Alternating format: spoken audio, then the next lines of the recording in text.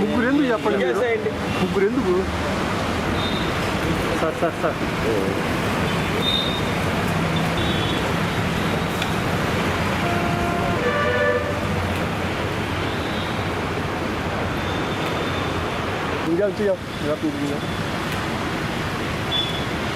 Sir వాళ్ళు move అవ్వాలండి.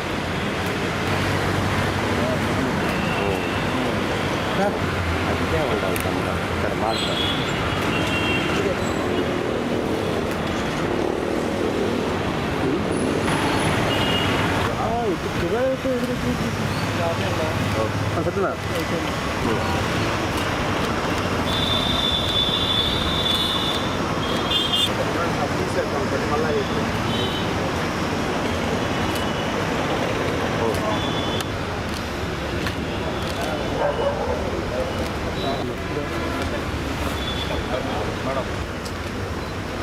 Sir కొద్దిగా సైడ్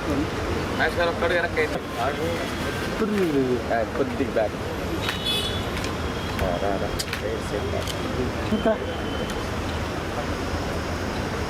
బ్రదరు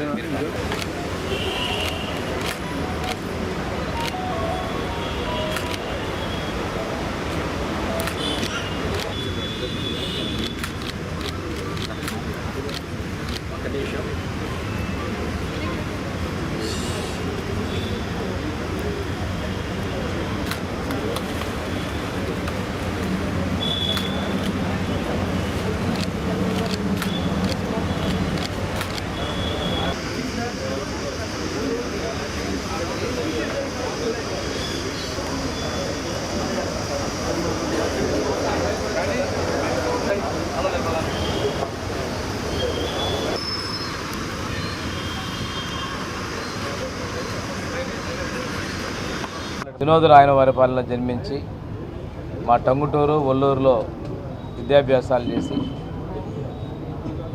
స్వాతంత్ర సమరయోద్యమంలో పాల్గొనటం, సైమన్ కమిషన్ మీద వ్యతిరేకంగా పోరాటం చేయటం, సత్యాగ్రహంలో పాల్గొనటం, ఇలాంటి స్వాతంత్రోద్యమ ముఖ్య ఘటనల్లో పాల్గొనటం, ఉమ్మడి మద్రాసు రాష్ట్రంలో రెవెన్యూ మంత్రిగా, అదేవిధంగా మన రాష్ట్రానికి తొలి ముఖ్యమంత్రిగా పనిచేసి తనదైన ముద్రను చేసుకున్నటువంటి మహనీయులు.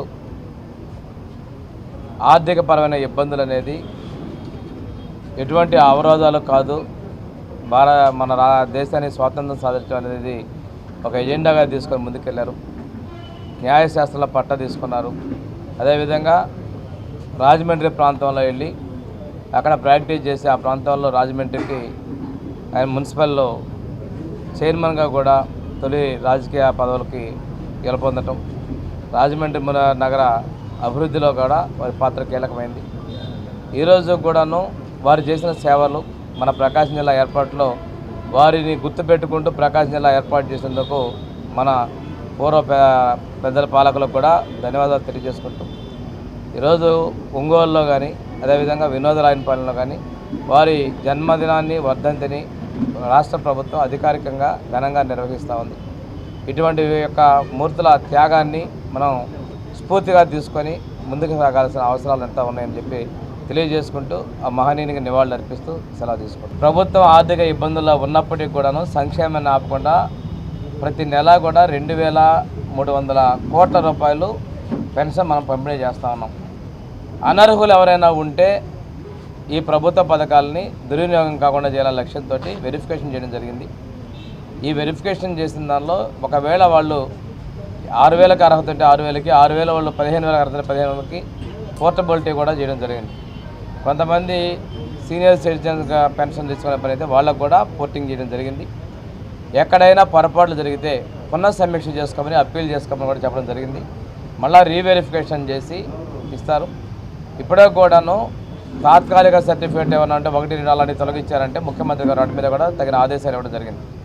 అలాంటివి ఏమన్నా ఉంటే పెన్షన్ నిలుపుదల చేయకుండా పెన్షన్ ఇస్తూ వెరిఫై చేస్తూ వారందరికీ కూడా అవకాశం కల్పించమని ముఖ్యమంత్రి గారు ఇచ్చారు. మేము ఇస్తున్నంత సంక్షేమాన్ని ఇంతకుముందు ఎవరు కూడా ఇవ్వాల. ప్రతి దానిలో బురద జల్లుతున్నారు. నేను కూడా ఏమంటే దివ్యాంగ సోదరులందరికీ కూడా ఒకటే చెప్తున్నాం, మీకు ఇచ్చిన నోటీస్ ద్వారా మీరు మీ సెక్రటేరియట్ ఎంపీల టేబుల్ ద్వారా అప్పీల్ చేసుకోండి.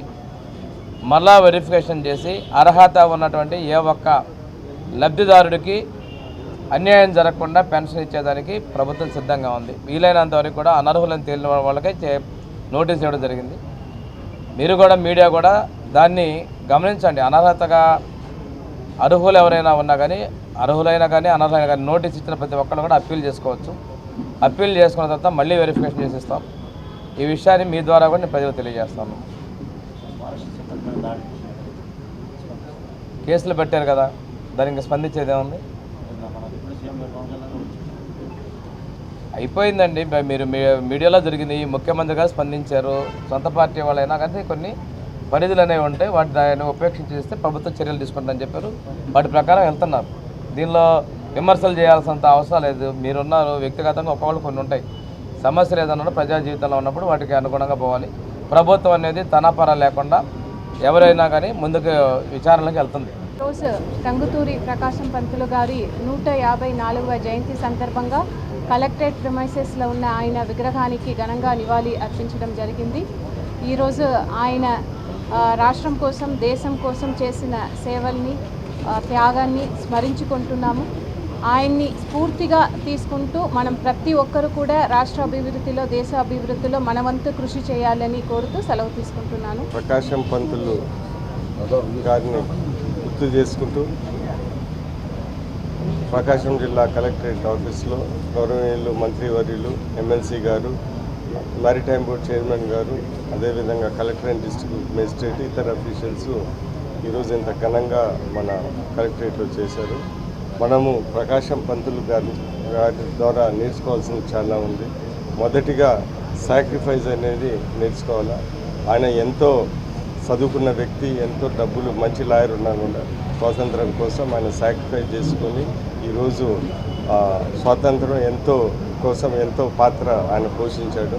అదే కాకుండా ప్రకాశం జిల్లా వ్యక్తి, చదువుకున్న వ్యక్తి, అనేక చివరిలో అంటే అసలు ఉన్న డబ్బులన్నీ ప్రజల కోసం ఖర్చు పెట్టి చివరిలో చాలా సామాన్య వ్యక్తిగా ఆయన చనిపోయారు. మనం ఆయన స్ఫూర్తి తీసుకొని రాబోయే కాలంలో మన ఆంధ్రప్రదేశ్కి సాక్రిఫైస్ చేస్తూ మన అభివృద్ధి సంక్షేమ బాటల్లో చంద్రబాబు నాయుడు గారి స్ఫూర్తిలో ముందుకెళ్లాలని మనందరం ముందుకెళ్లాలని నేను కోరుతున్నాను. టంగుటూరి ప్రకాశం పంతులు గారి 154వ జయంతి మన ప్రకాశం జిల్లా కలెక్టరేట్లో ఘనంగా నిర్వహించుకోవటం చాలా సంతోషంగా ఉంది. ఈరోజు ఆ మహానుభావుడు మన ప్రకాశం జిల్లా వినోదరాయపాలెంలో పుట్టి మా టంగుటూరు, ఒల్లూరు పరిసర ప్రాంతాల్లో చదువుకొని మన అప్పుడు మద్రాసు రాష్ట్రంలో మన ఆంధ్రప్రదేశ్ కూడా ఉన్నాం.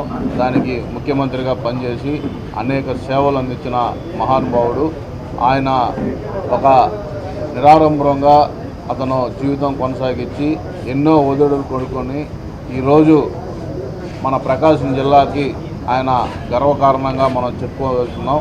కాబట్టి అలాంటి గొప్ప మహనీయుడికి ఈరోజు ఘనంగా నివాళులర్పించినందుకు మనస్ఫూర్తిగా నేను ధన్యవాదాలు తెలియజేస్తాను.